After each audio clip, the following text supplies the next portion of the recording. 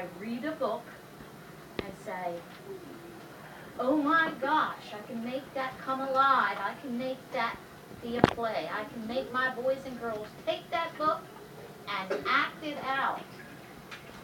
So when you're reading, you have to do what I do. You have to put that picture in your mind and see it happening. That's what I do every time I read a book.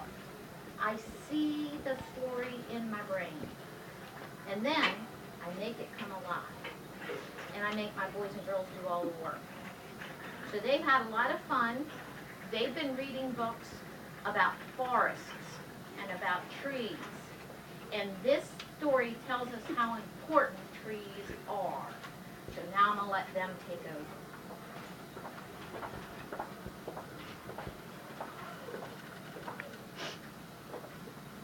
Mrs. Nagel's Neighborhood Fairs would like to present The Great Kapok Tree by Lynn Cherry.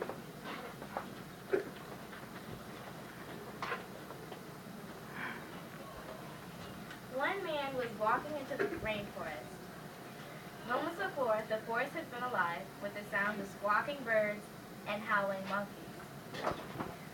Now all was quiet as the creatures watched the man and wondered why he had come. The man stopped and pointed to a great kapok tree. Then he took the axe he carried and struck the trunk of the tree.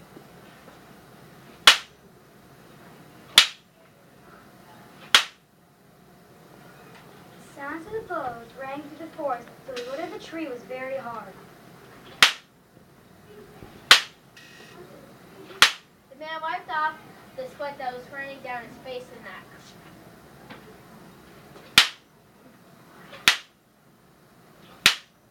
Soon the man grew tired. He sat down to rest at the foot of the great kapok tree. Soon the heat and hum of the forest had lulled him to sleep. Two boa constrictors had lived in the kapok tree. They slithered down to its trunk where the man was sleeping. They looked at the gash the axe had made in the trunk of the tree. They slithered very close to the man and hissed in his ear. Senor, this tree is a tree of miracles. It is our home where generations of ancestors lived. Do not chop it down.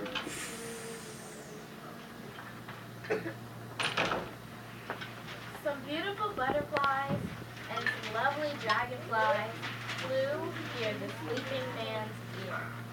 Senor, our home is in this kapok tree, and we fly from tree to tree and flower to flower collecting pollen. In this way, we pollinate the trees and flowers throughout the rainforest. You see, all living things depend on it and each other. A troop of monkeys scampered down from the canopy of the kapok tree. They chattered to the sleeping man. Senor, we have seen the raisin man. She chopped down one tree and came back for another and another. The roots of these great trees will wither and die, and there will be nothing left to hold the earth in place. And when the heavy rains come, the soil will be washed away, and the forest will become a desert. A toucan flew down from the canopy. Senor, you must not cut down this tree. You have flown over the rainforest and seen what happens when you begin to chop down the trees. Many people settle on the land. They set fire to clear the undergrowth, and soon the forest disappears. What used to be life and beauty is now black and smothered in ruins. Some great and small tree frogs crawled along the edge of a leaf. In squeaky voices, they piped in the man's ear. Senor, Rivet, the ruined rainforest needs more lives.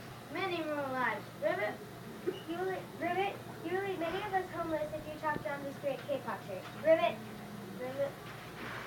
Two tigers have been sleeping along a branch in the middle of the tree. Because of their lined coats, no one had noticed him in the dappled light and shadows of the understory. Now he let down and patted over the sleeping man. They growled in his ear. Senor, this great kapok tree is home to many birds and animals. Roar! If you cut it down, where will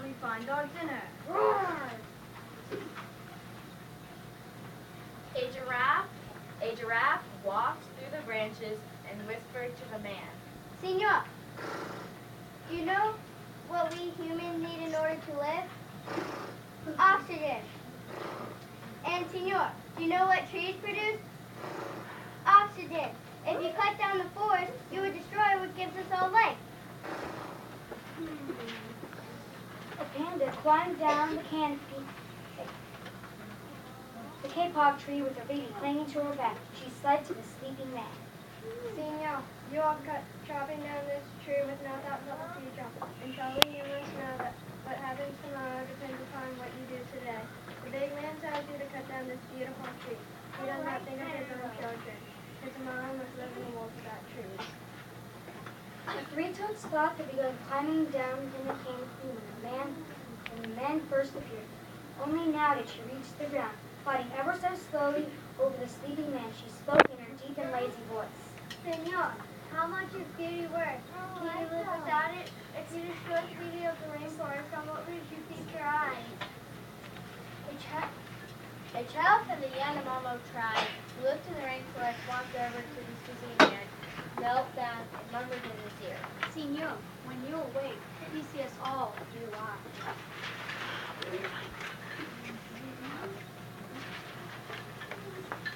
The man awoke at the start.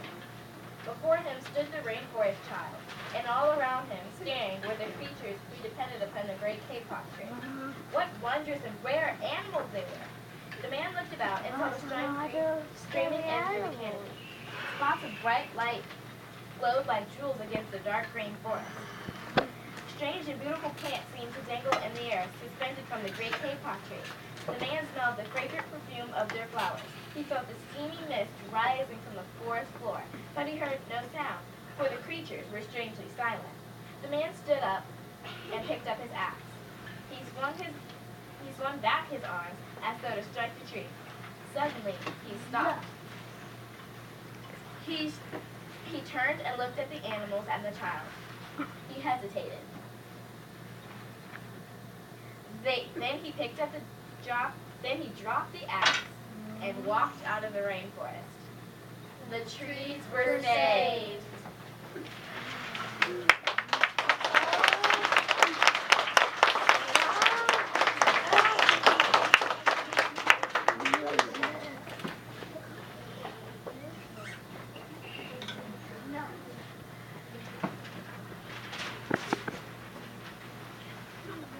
I'm Michael Press, and I'm Preston Booth. We played the snakes.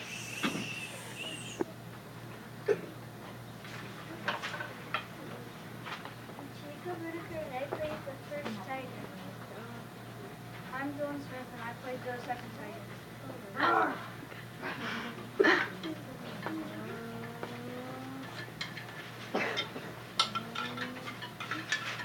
I'm Caitlin DiMatteo, and I played the butterflies. I'm Bill Lai, and I played the dragonflies.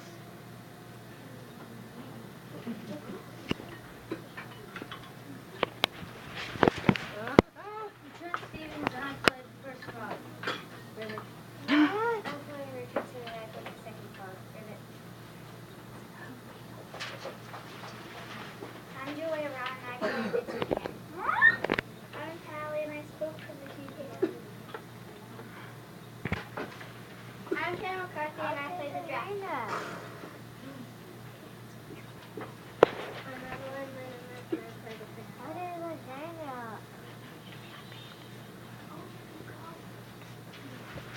I went on the golden, and I spoke for the frog.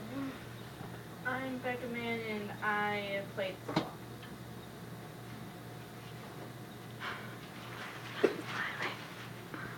I'm Jacob Snyder, and I played the monkey.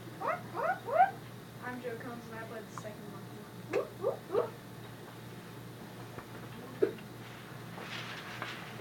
I'm Eugene, and I played the man.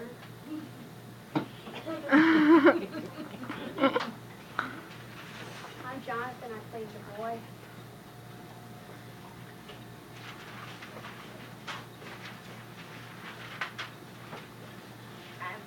My name is Ryan Payne, and I played narrator number 1. My name's Tanner Randall, and I played narrator number 2. My name is Martin Chuk, and I played narrator number 3.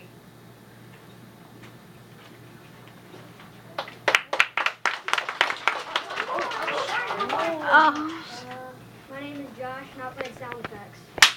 I'm Miss Nagel, and I'm the director. And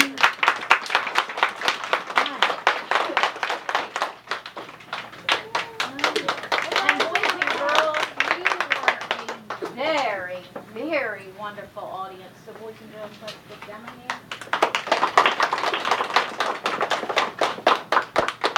And we enjoyed having both first and kindergarten come as much as we can.